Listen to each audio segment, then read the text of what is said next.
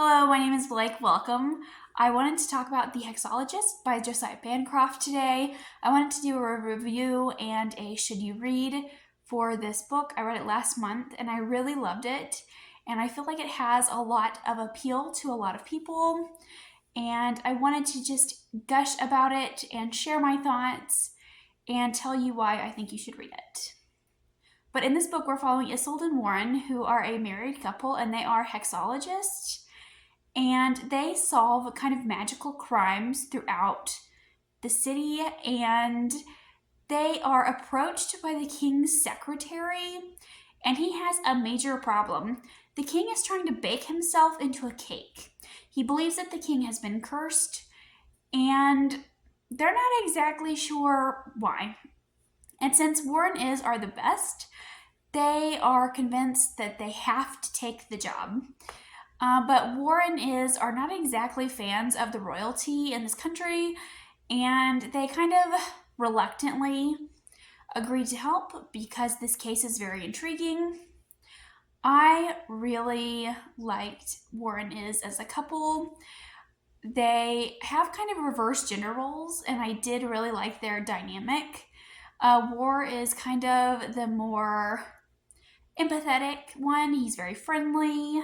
He is always kind of wearing his heart on his sleeve, and he's not afraid to show his emotions. And is kind of very aloof and standoffish. She doesn't like making small talk, and she has kind of a hard time connecting with others. She's very blunt and direct. I found Is to be very relatable as a character, and I did really like Warren compared to her. I thought they made a great foil to one another, and I really liked their relationship.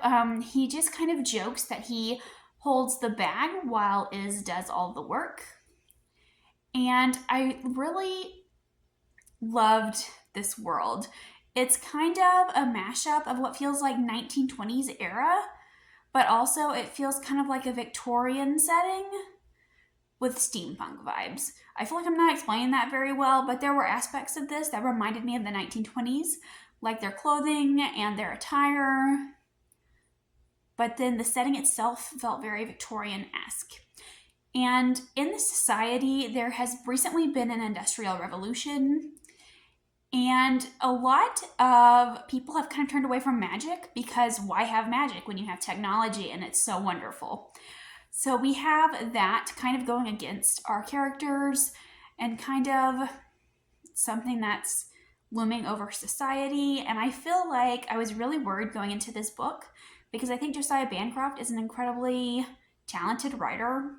I read Sunless Sins a couple of years ago, and it was one of my favorite reads of the year. I love the way he describes things. I love the settings he creates. And I especially love his world building. And I was worried that because this book is only about 300 pages, he wouldn't really get to shine with the world building. But that was definitely not the case here. I feel like this setting was still vivid, was still really well described. And he adds all these little extra details to the world that make it so interesting. For example, there are many classes of magic users in this world. There are necromancers, hexologists, wizards, and there are different branches of magic. There's braid magic, alchemy, hexology, and then there are types of magic within those classes. And I think that was so interesting the way it was done. And the way that magic is talked about in this society is also really interesting because of this industrial revolution. A lot of people believe that magic is dying. So I did like that we have the characters contending with this technology aspect, but the technology feels older. And also we have these factories that use fish, and the pollution that goes into the air is fish scales.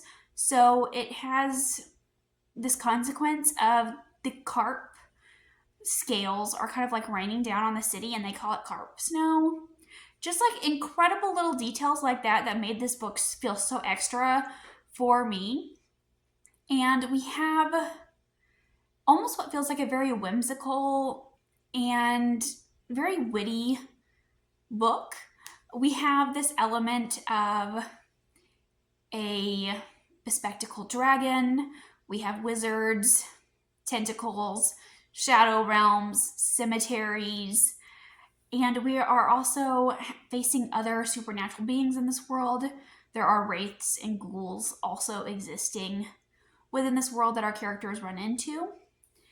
And I really loved those aspects.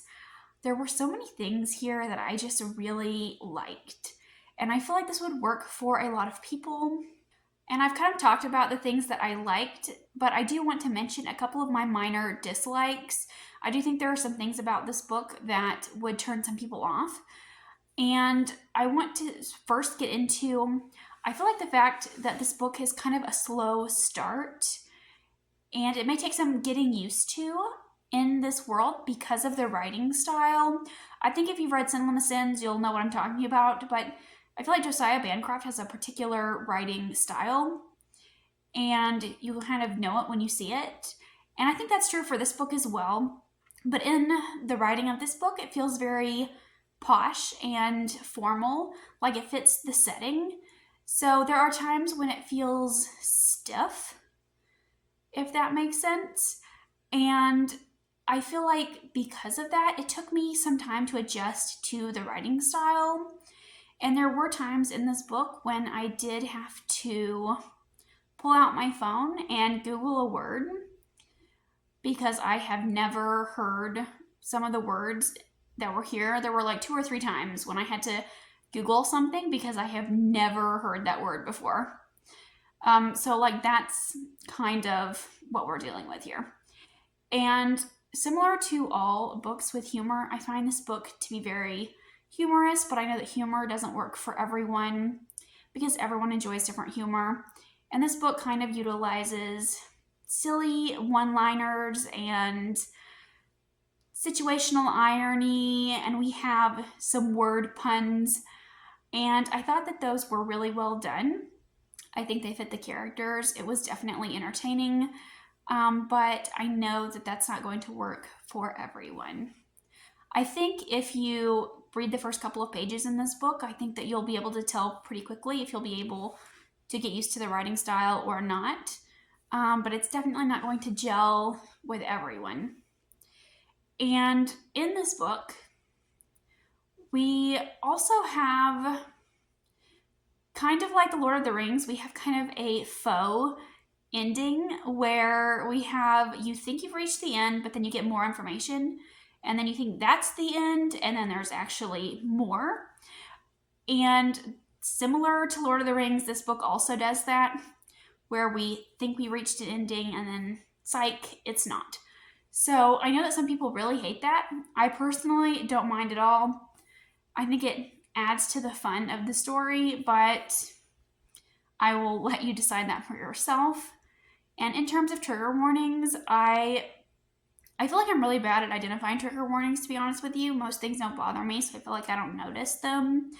But I definitely don't think there were very many gory situations in this. We do see some blood, but nothing too bad, nothing too violent. And because we are following a married couple, there are some sexual references, sexual jokes, but everything stays off page. And I feel like this is kind of a cozy fantasy that I think a lot of people will really enjoy. I sold it to a friend as a cozy fantasy with higher stakes. Cozy fantasy is very hit or miss for me because I feel like I want more plot than cozy fantasy normally wants to give me. I'm not content with just following characters around in their day-to-day life. Like, I don't want to just hang out with them. I feel like I want to be working towards something. And in this book, these characters are working to solve this mystery. We have a fun whodunit, but also these characters are at risk. They are facing situations where they are in danger, but you know that they're going to make it home in time for tea and scones at the end of the day. And I really liked that aspect. And it was an incredibly fun and quick read. So if you are looking for something that's fun and lighthearted and something that you can go through rather quickly, I definitely would recommend this one. It has this element where we have everything kind of wrapped up about the mystery, but there are a couple of overarching questions that don't get answered, and I imagine that we will face those throughout the rest of the series. But this was pretty self contained, so you could read it as a standalone if you wanted to. This was incredibly fun. I had such a great time with this. I read it in one sitting, and it really just pulled me out of a reading slump. I think it was exactly what I wanted at the time that I read it. And it's one of the few 5 stars that I've given out this year. So if you've read this one, let me know. If I've convinced you to read it, also let me know. I would love to chat about this book. But thank you for watching, and I'll see you again with another video soon. Bye.